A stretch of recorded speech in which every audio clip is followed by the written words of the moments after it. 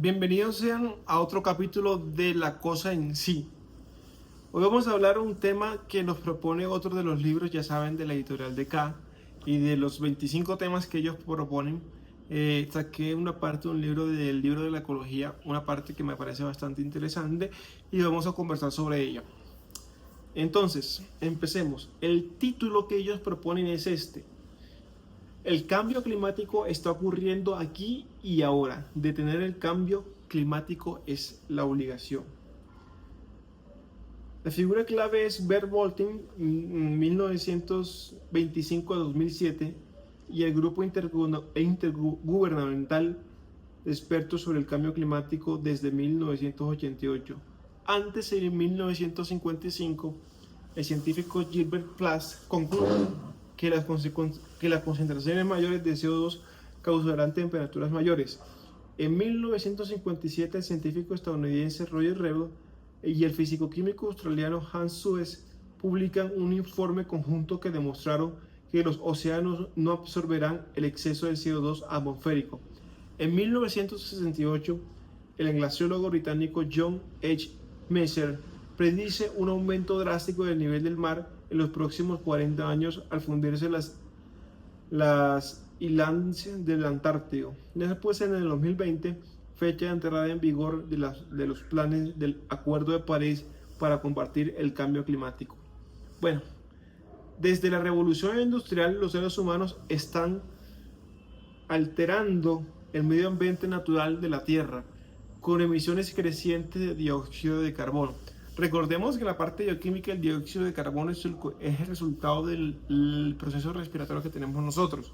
Nosotros consumimos glucosa, que son cadenas hidrocarbonadas, y las unimos con el oxígeno. La verdadera respiración es eso, que las cadenas hidrocarbonadas de la glucosa o de cualquier otro compuesto orgánico se oxiden con el oxígeno, se oxiden literalmente con el oxígeno molecular y formen CO2. Pero el CO2 es un elemento que no es afín a nosotros y es relativamente tóxico incluso para el propio ser humano e incluso para la biosfera. Entonces tenemos mecanismos y por eso lo expulsamos. Solamente las plantas son capaces de obtener el CO2 para producir estos hidratos de carbono. Hay una enzima que para mí es la enzima más importante de toda la biosfera, que se llama la Rubis-CoA, que es la que se encarga precisamente de hacer ese cambio y de utilizar ese CO2 con la luz solar para producir hidratos de carbono y producir energía con otro ciclo asociado que nos ayuda a producir ácidos cítricos y prontamente glucosa. Pero ese es otro tema que podemos hablar en bioquímica, en el banderazo. Aquí estamos hablando precisamente del cambio climático. Las sociedades han vuelto más tecnológicamente avanzadas, pero la tecnología usada, desde los trenes, los barcos y las fábricas que quemaban carbón, hasta los automóviles y los aviones cuyo combustible derivaba del petróleo, ha tenido un impacto dañino en el mundo natural y las especies que lo habitan. Al crecer la conciencia de las causas humanas del cambio climático entre los científicos, se formaron grupos de estudio por todo el mundo para estudiar el fenómeno y proponer modos de detener, sino corregir el daño. Los efectos del cambio climático son variados. A medida que la acumulación de CO2 en la atmósfera hace aumentar la temperatura global, esto causa la fusión de hielo polar, la subida del nivel y el calentamiento de los océanos y la extinción de las especies no adaptadas a aguas cálidas. También están cambiando los patrones climáticos globales. Los huracanes en la región del Atlántico Norte han ganado en intensidad, causando muerte y devastación a su paso. Se ha incrementado la frecuencia de los incendios, las sequías en las regiones áridas y las zonas del mundo, ya sujetas a catástrofes por episodios climáticos extremos, como los afectados por los monzones, están sufriendo una consecuencia más severa en términos de pérdida de vidas humanas y del hábitat.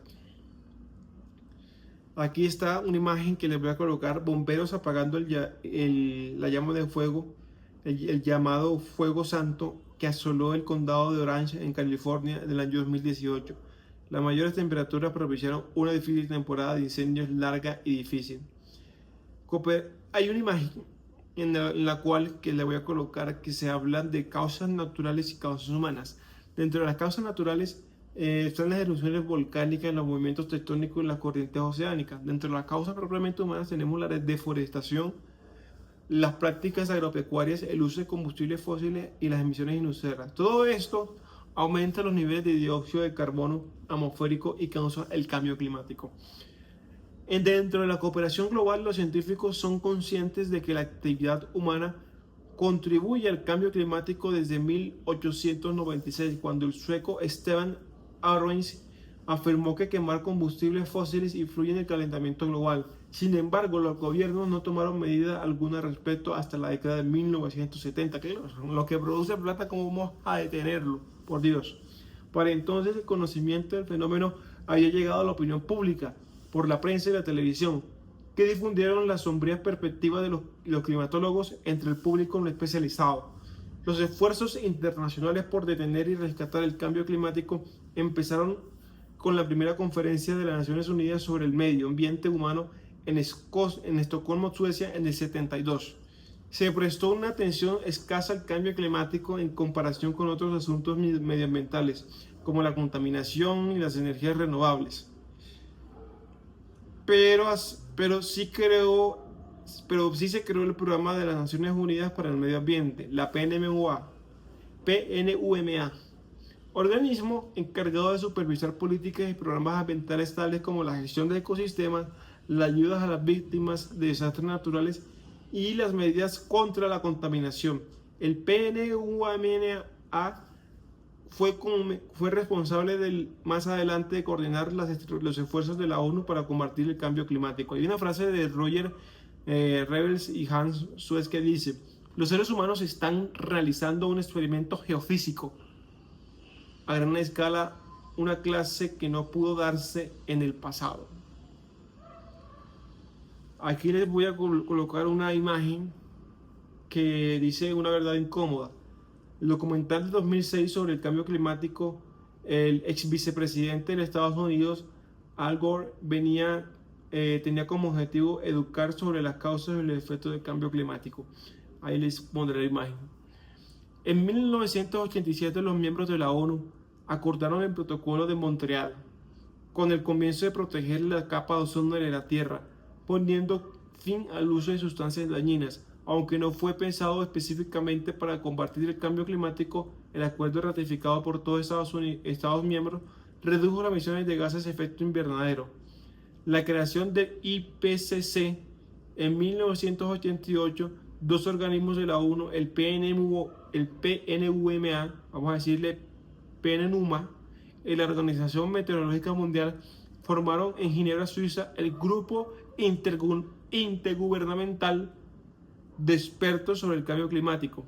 Lo llamaron el IPCC por sus siglas en inglés. El meteorólogo sueco Bert Bolin, miembro del grupo asesor sobre gases del efecto invernadero al que sustituyó el IPCC, fue su primer presidente.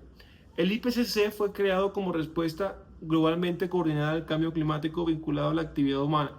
Emite informes basados sobre los estudios científicos como el apoyo del principal tratado sobre el cambio climático, la Convención Marco de las Naciones Unidas sobre el Cambio Climático, firmada en la Cumbre de la Tierra de Río de Janeiro, Brasil, en el 92. Ojo, que creo que con esa cumbre de Brasil fue la con la que muchos de nosotros crecimos sobre el cambio climático. La labor de la IPCC consiste también en publicar resúmenes para políticos que informa a gobiernos de todo el mundo sobre las amenazas para personas y el medio derivadas del cambio climático. El Protocolo de Kioto. En 1997, 9 años después de la creación del IPCC, los miembros de la ONU firmaron el Protocolo de Kioto para mejorar la normativa sobre emisiones de gases globales de dióxido de carbono. Fue el primer acuerdo entre países para obligar a reducir las emisiones de gases de efecto invernadero país por país, con el fin de limitarlas a niveles que no tengan un impacto adverso sobre el ecosistema del mundo. El Protocolo de Kioto se firmó en 1997, pero entró en vigor hasta 2005. A final del primer periodo de vigencia de 2012, todos los países firmantes habían logrado sus objetivos, salvo Canadá, que se retiró del protocolo al no ser capaz de cumplirlo. Tampoco Australia redujo sus emisiones, pero el periodo inicial su objetivo era un aumento del 8%. La mayoría de los países están en vías de cumplir los objetivos para 2020. Este libro se escribió hacia el 2020-2019, no conocemos qué pasó después. Salvo Noruega, que se había fijado el objetivo muy ambicioso de una reducción entre el 30 y el 40% de los niveles de 1990. París y el futuro. Perdón. El protocolo de Kioto fijó objetivos para su cumplimiento entre 2005 y 2020. Después de 2020, los países signatarios acatarán un nuevo protocolo, el Acuerdo de París, el que actualmente nos rige sobre los cambios medioambientales. En noviembre de 2016, tras décadas de llamamientos a resoluciones globales más agresivas contra el cambio climático, el acuerdo fue firmado por 195 miembros de la Convención Marco en la sede de la ONU en Nueva York. Como en Kioto, el objetivo principal del Acuerdo de París es reducir las emisiones de gases de efecto invernadero a los niveles acordados. Recuerden que los gases de efecto invernadero no solamente son el dióxido de carbono, hay muchos más gases de efecto invernadero que conducen a esa acumulación de gases fuera de la capa de ozono y que permiten que los rayos UVA vuelvan y resalten sobre la capa, sobre la atmósfera y se devuelvan hacia la superficie terrestre y hace que se caliente aún más la corteza terrestre. Y esos aumentos en los grados de temperatura son, aunque parecen pequeños, de 1 o 2 grados, son grandes cambios para la humanidad. Porque nosotros los seres humanos, y lo digo fisiológicamente y lo digo como médico, que estamos creados para sobrevivir a una temperatura estable, constante. No estamos capaces para sobrevivir grandes cambios ambientales. Y no solamente se presentan el gran cambio climático con el aumento de la temperatura, sino el de temperaturas extremas. Hay que cambiar esa idea. Son las temperaturas altas, son las temperaturas también bajas. Lo que se conoce como las temperaturas extremas, lo que en este momento están acabando con nosotros, los seres humanos. Ahora mismo los afectados somos directamente los seres humanos con todo esto. Y las enfermedades, y lo digo como médico, se están viendo florecerse. Porque es que se nos ha olvidado una parte muy importante que lo tenemos que ver también en uno de nuestros capítulos, que es la parte ecológica. Es que el ser humano hace parte de algo que se llama una biosfera. Y el ser humano, hacer parte de una biosfera y hacer de los seres el único que puede ser capaz de razonar, tenemos como responsabilidad innata de poder sobreguardar y tratar de salvar esa biosfera, ese lugar donde se nos nació, ese ecosistema en el cual hacemos parte y no podemos homeostáticamente aprovecharnos de él, porque también nosotros nos cobraría todo eso y todo lo que conocemos hoy como humanidad se perdería. Entonces debemos hacernos responsables de nuestro hogar. Yo no le digo tierra ni mundo, le digo biosfera. Biosfera porque es ese espacio de tierra, porque yo no voy a vivir en el núcleo de la tierra. Es ese espacio de tierra entre la corteza y la atmósfera que debemos cuidar. Y es la que nos hace diferente. La invitación es esa que yo les hago. Y lo digo como médico y lo digo como biólogo también. Y como visto en este momento en mi maestría en fisiología, los cambios que puede tener en el espacio, todo eso que tiene que ver con el cambio climático. No es fácil y los problemas han estado cada vez aumentando. No estamos improvisando y esto es algo en serio. Los acuerdos de París es cosa que se deben estar cumpliendo en este momento. Vamos a ver qué dicen. En noviembre de 2016, tras décadas de llamamiento a resoluciones globales más agresivas contra el cambio climático, el acuerdo fue formado por 195 miembros del marco de la ONU en Nueva York, como en Kioto. El Acuerdo de París es reducir las emisiones de gases de efecto invernadero a los niveles acordados. Con la decisión de Siria de firmar el Acuerdo de París en 2017, Estados Unidos se convirtió en el único país del mundo que no participó en él. Estados Unidos lo había firmado durante la presidencia de Barack Obama, pero el sucesor Donald Trump lo rechazó. No voy a discutir sobre eso, eso me parece completamente innecesario. Yo no voy a darle publicidad a lo que no es conveniente para el mundo. Dios mío. Afirmando que pedía demasiado a Estados Unidos y demasiado poco a otros países.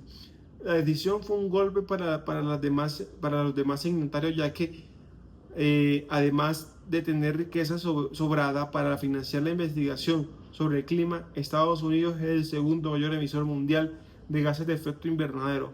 Posteriormente, el presidente Trump declaró su postura afirmando que cree que el cambio climático es un fenómeno natural, el que puede volver a cambiar en sentido inverso sin afectar mucho al comportamiento humano. Esa fue la tesis de él. No voy a hacer tampoco ningún comentario. Ustedes comenten lo que quieran. Y esto es libre.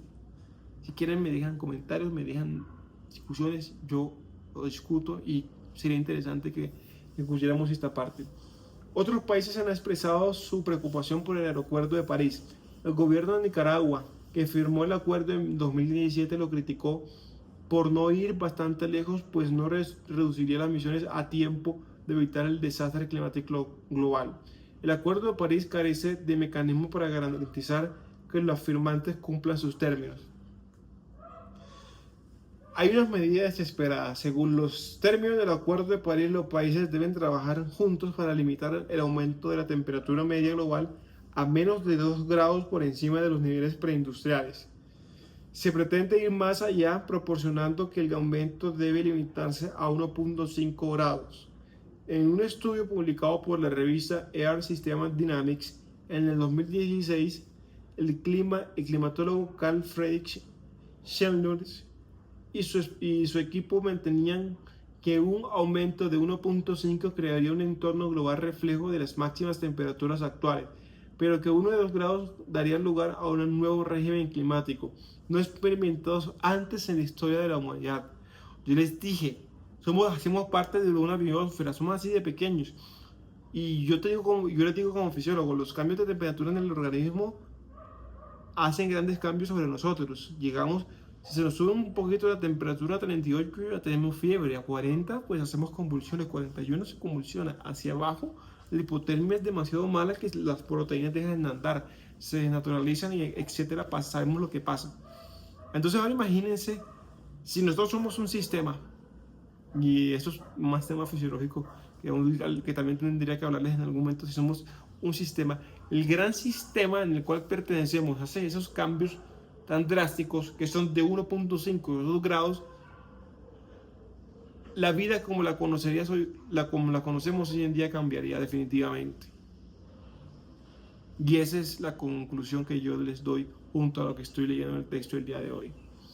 Estudios posteriores mostraron que el objetivo de 1.5 sería difícil de cumplir.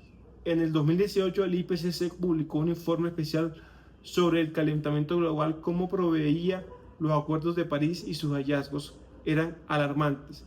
En lugar de tender el objetivo a 1.5, el mundo va más bien hacia los 3 grados por encima de los niveles preindustriales. Corregir estos y cumplir con el objetivo supondría tomar medidas drásticas sin precedentes.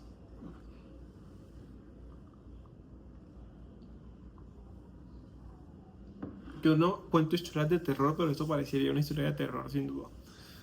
Porque da miedo lo que está sucediendo, y lo digo yo, sino pues a las generaciones provenientes, hijos, o sea, todo lo que está pasando. Y no es una posición política, esto no tiene que ver con política, esto tiene que ver con humanidades, esto tiene que ver con la cosa en sí de Kant. ¿Qué es lo que queremos para nosotros? ¿Cómo actuamos nosotros frente a la biosfera en la cual nosotros pertenecemos? Y si eso, como la manera en cómo actuamos, queremos que sea ley para todo el mundo, tenemos que empezar a actuar y tener responsabilidad climática. Responsabilidad climática según lo que se habló en la cosa en sí. Hacer el imperativo categórico en nosotros es la base para que nosotros empecemos a cambiar, y son medidas desesperadas a este punto en el cual nos encontramos. Las emisiones antropogénicas globales de CO2 tendrían que caer un 45% en 2030 con respecto a los niveles de 2010 y llegar al cero neto en el 2050, es decir, lograr emisiones nulas. eso lo veo imposible completamente. Dejar de emitir CO2 es como dejar de respirar, entonces estamos matándonos todos. El informe de 2018 del IPCC apelaba también a los individuos para que contribuyeran a reducir las emisiones de CO2. El uso de la tierra, la energía, las ciudades y la industria son áreas principales en las que el IPCC mantiene que son necesarios cambios. Hay que utilizar coches eléctricos, caminar más, ir en bicicleta con más frecuencia y volar menos, ya que los aviones emiten una cantidad importante de gases de efecto invernadero. El IPCC animaba también a comprar menos leche, carne, queso y mantequilla, ya que una demanda menor de estos productos reduciría las emisiones de industrias cárnicas y lácteas. Acuerdos globales como los de Kioto y París han dominado los titulares, pero en la actualidad está claro que hay que aplicar todos los métodos posibles para reducir las emisiones de dióxido de carbono. En estas últimas recomendaciones sobre disminuir el consumo de las industrias cárnicas, lácteas y todo eso, el queso, la mantequilla, es complejo. Y fisiológicamente hablando, ecologistas y fisiólogos y médicos, es difícil que se pongan de acuerdo. Yo ahora que lo pienso, ahora que me acabo de enterar de esto, ahora que lo pienso, hay que generar una propuesta real porque pues yo sí creo que los seres humanos podemos disminuir el consumo de mantequilla y de todas esas, pero hay que buscar la manera de que las grasas esenciales sean administradas a los seres humanos como se deben, sin depender necesariamente de los productos cárnicos que son altos productores de metano y de CO2. Les digo por qué los cárnicos, es que las vacas producen, al igual que nosotros, CO2, tiene el mismo sistema mitocondrial y todo eso. Y por eso se dicen que los productos ganaderos producen, además de CO2, producen metano, que son gases de efecto invernadero y que aumentan todo esto, el daño de la capa de ozono y el cambio climático y el aumento de la temperatura. Por eso es que ellos dicen que esos serían unos tremendos cambios que se podrían realizar. Hay que ponerlo a pensar y se los dejo a cada uno en reflexión. Bueno, pues no siento más, este fue otro capítulo de La Cosa en Sí. Espero que les haya gustado. Síganme, por favor, y den like pues, si quieren. Yo aquí estoy hablando y pues espero que piensen y saquen propias conclusiones. Punto.